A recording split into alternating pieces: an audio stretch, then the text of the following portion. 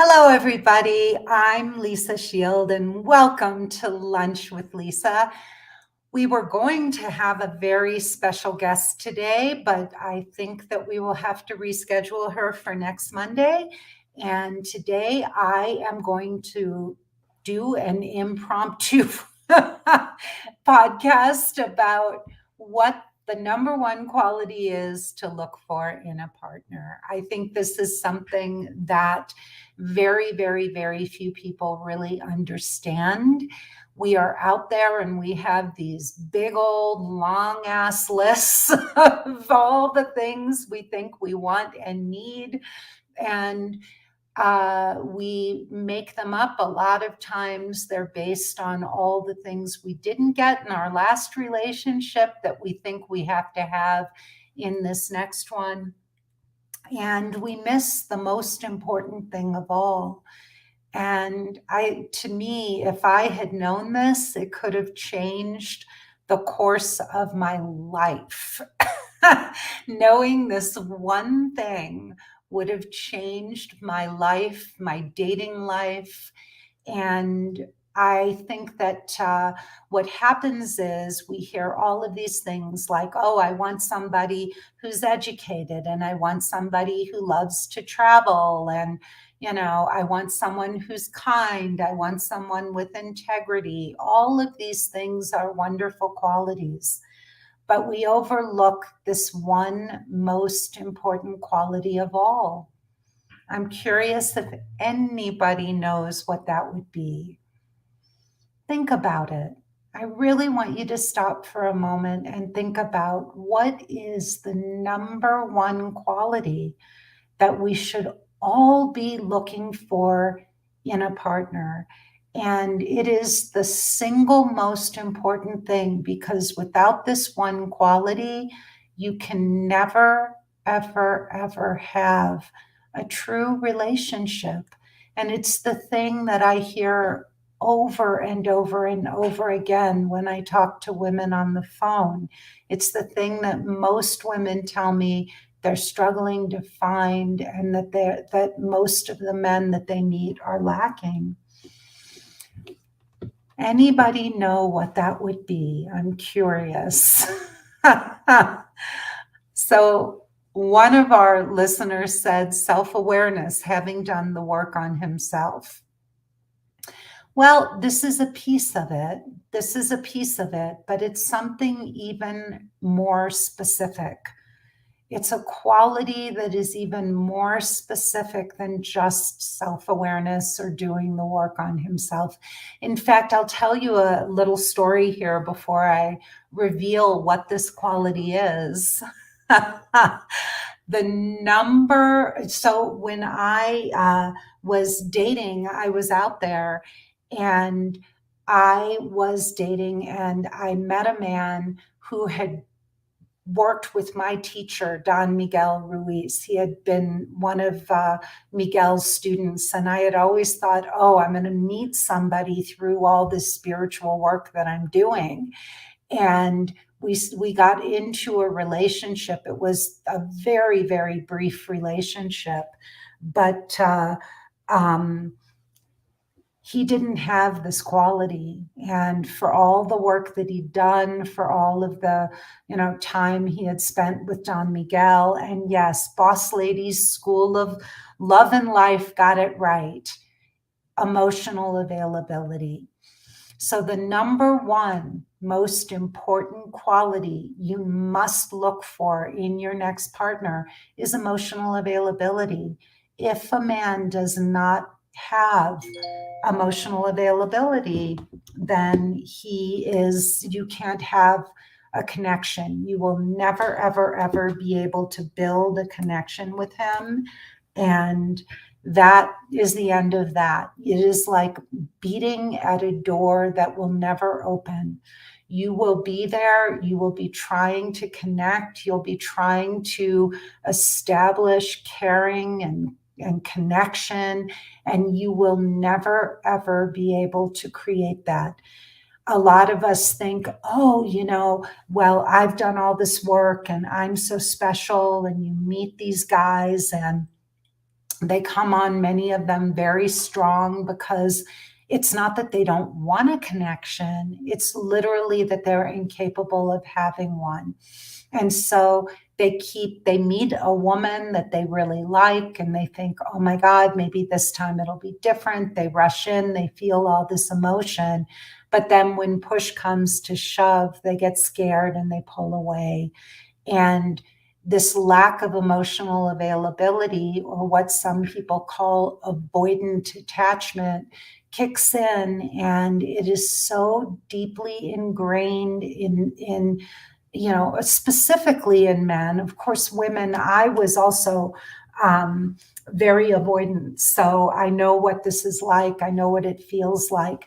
And it is such a deeply ingrained fear of connection, uh, deep insecurity, to be honest, that the minute we really start to feel a connection or we really like somebody, once all the initial, that first blush of romance and is gone and real connection and commitment start to set in, there is such incredible fear of, why does he like me, or why does she like me? What does she want from me? Losing our freedom, having somebody putting expectations on us that we literally shut down and pull away. And for most people, it is a deeply ingrained self protection, and we don't even know we're doing it. And what will start to happen is we start to find fault with the other person.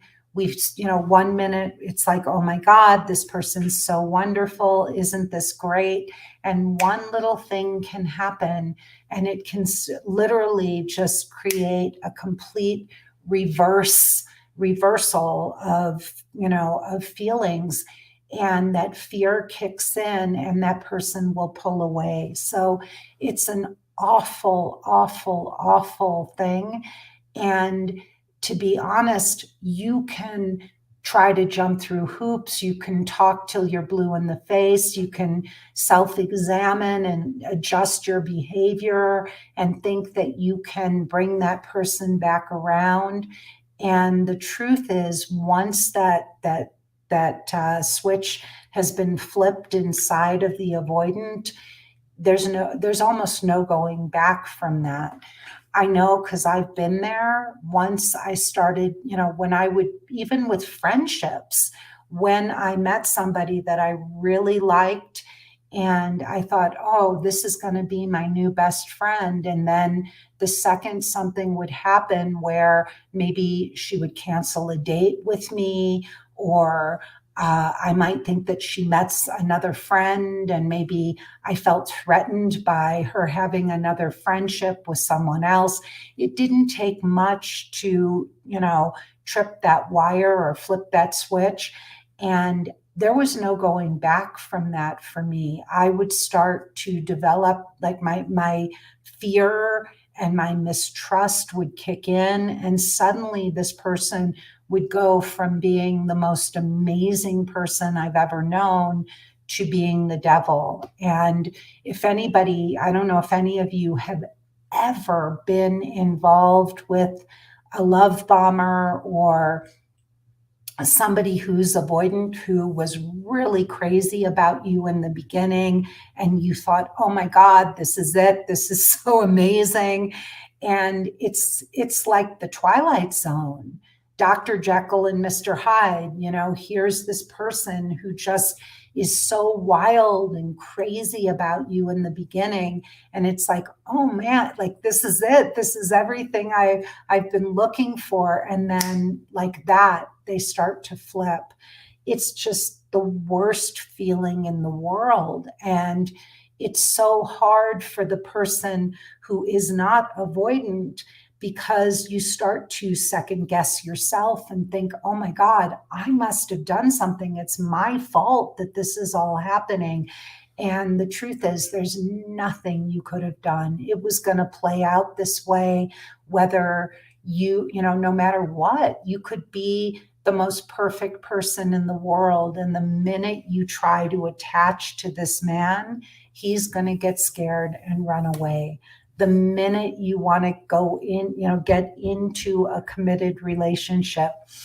So before you give your heart to somebody, you have to learn how to assess whether or not someone is emotionally available or not. And if you don't, you're going to be wasting a lot of time in relationships with men who really are never going to be able to go down that road with you. And especially if you have any anxiety and you have a habit of attracting or being attracted to men who are emotionally unavailable, if that's a pattern, or if you've ever, heard yourself saying, I keep attracting emotionally unavailable men, it's important that you step back and start to look at, maybe I'm attracted to these emotionally unavailable men. And what is it in them, and what is it about me that finds these men attractive? This is something that you really have to start to look at inside yourself, because anytime there's a pattern in our lives, we're the common denominator. So the reason a pattern keeps reoccurring over and over and over again is because there is a lesson we are not learning.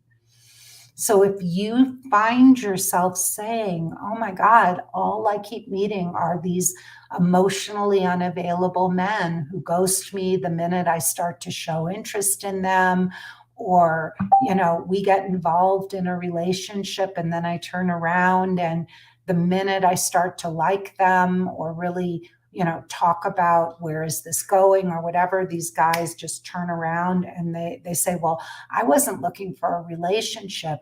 And you see a pattern like that, you are the common denominator, and there is something you are missing.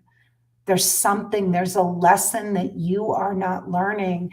And that's why this pattern keeps playing out and repeating over and over and over again.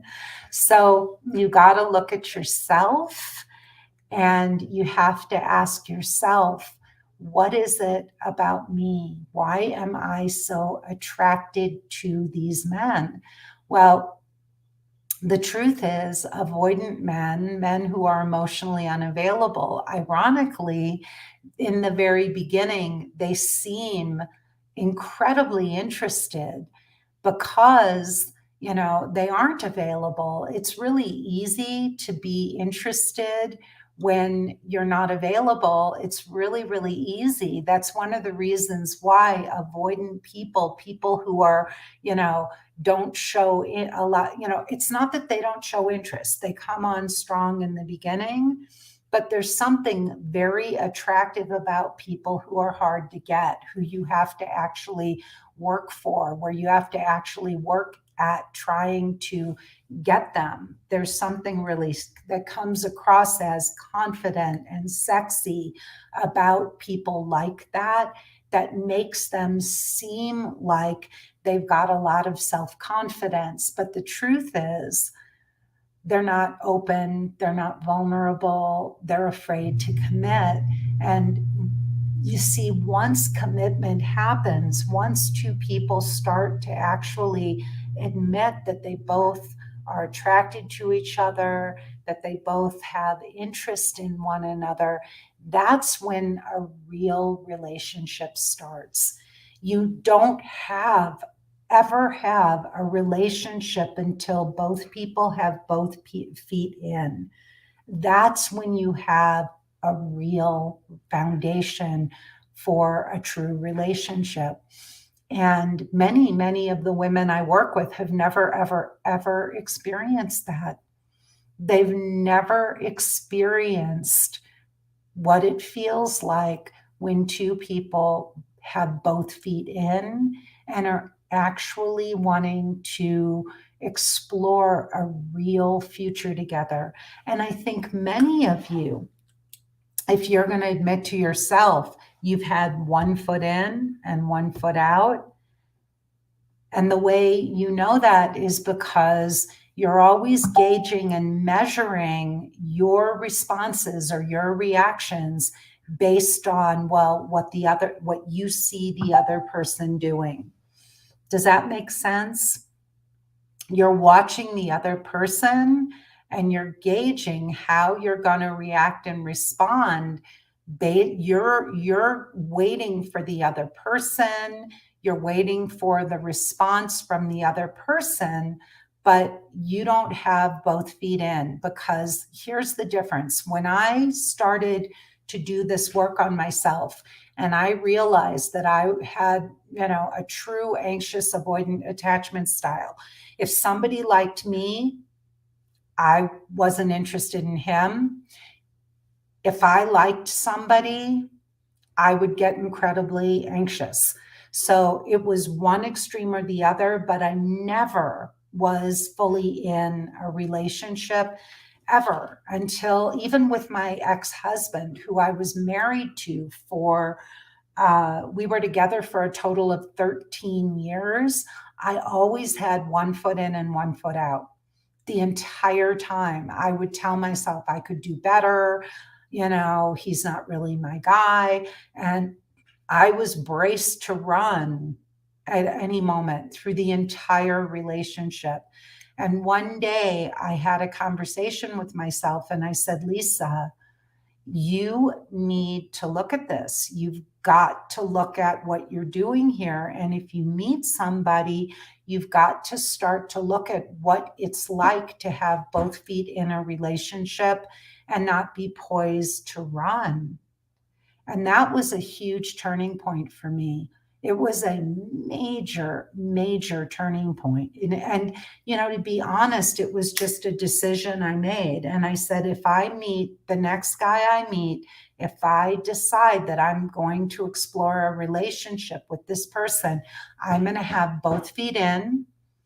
I'm not going to be reactive. If something comes up, I'm going to talk about it with him. I'm not going to run away. I'm going to have a real conversation. I was a student of Don Miguel Ruiz, and so I was really practicing not taking anything personally and not making assumptions. So even if he said or did something that was causing me to want to react, I would take a deep breath. I would look at what my fears were. I would look at what assumptions and conclusions I was drawing.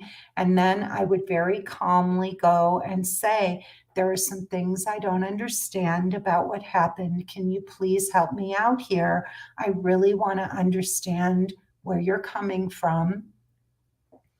And I didn't need to be right. I was learning how to let go of my need to be right or make a point.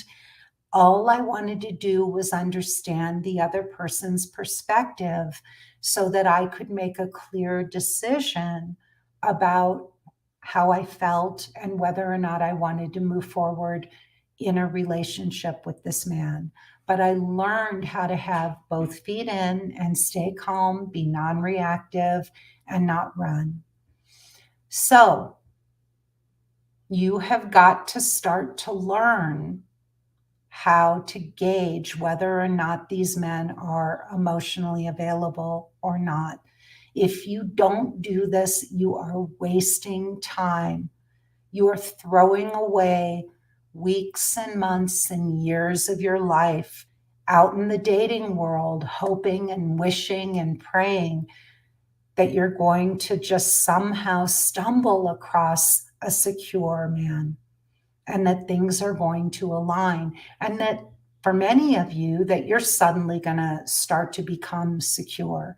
So you've got to learn how to sit across from a man on a date and be able to tell if he is emotionally available or not.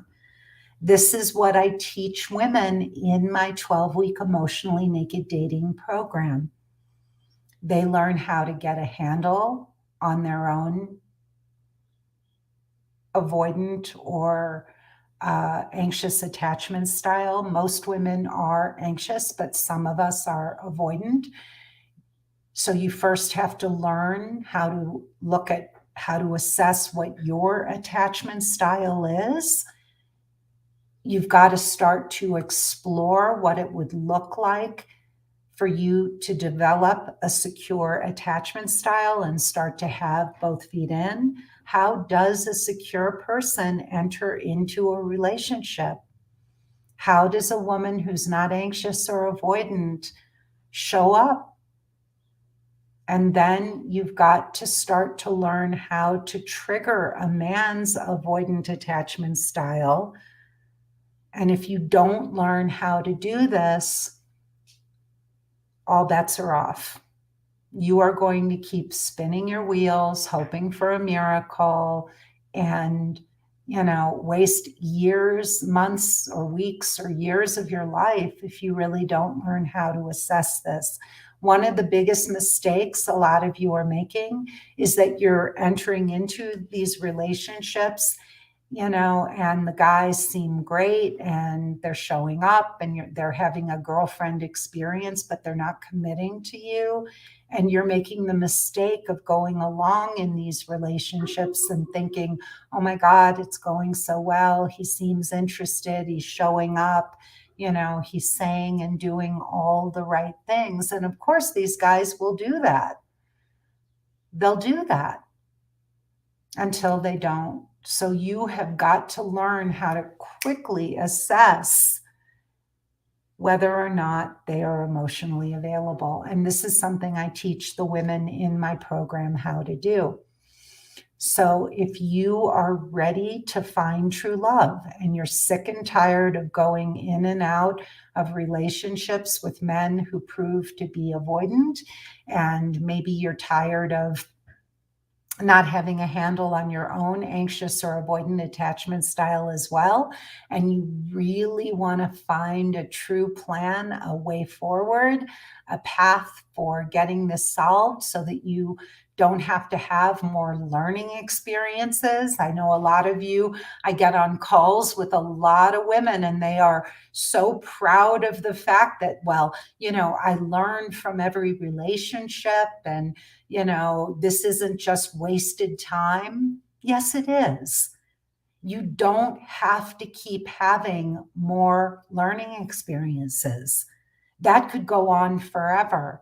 What you need is a solution, an actual roadmap for getting this solved so that your life doesn't, your love life doesn't become an ongoing series of learning experiences where you're troubleshooting and hoping that eventually you'll put all the pieces of the puzzle together, when I can give you all the pieces of the puzzle and in 3 months you can get this solved. So do me a favor, go to lisashield.com right now, click the button to watch my free 45-minute presentation. If you like what you hear, you can sign up for a breakthrough call with me or a member of my team. We will show you how you can find the guardian of your soul in just 12 weeks. If you are a fit for the work we do, and we'll be very honest with you, not everybody is ready to do this work. Not everyone is a fit for my program. And that's okay too. We'll jump on a call and we'll figure that out. If you're not a fit, we'll make a recommendation of another program or a book or a different course that may be a better fit for you. But if you are a fit for the work we do, then in 12 weeks, you can have our roadmap for love. How do you gauge this? Sign up for a call. Sign up for a call, work with us, because I'm not going to put a Band-Aid on a bigger problem. If I were to tell you this, there's 20 other things that you don't know that are important to help you get this solved. This is one piece of a much bigger puzzle. So if you're interested in really getting this solved, then sign up for a call, and we would love to talk to you about how we can give you my roadmap for finding the guardian of your soul.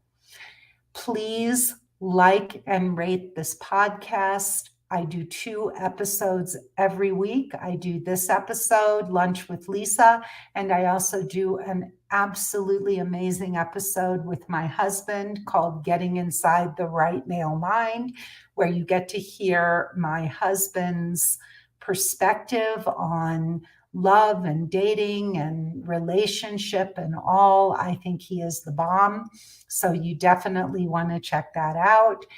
And you can also like my YouTube channel if you have any suggestions for topics for either this podcast or the one that I do with Benjamin, Getting Inside the Right Male Mind, then please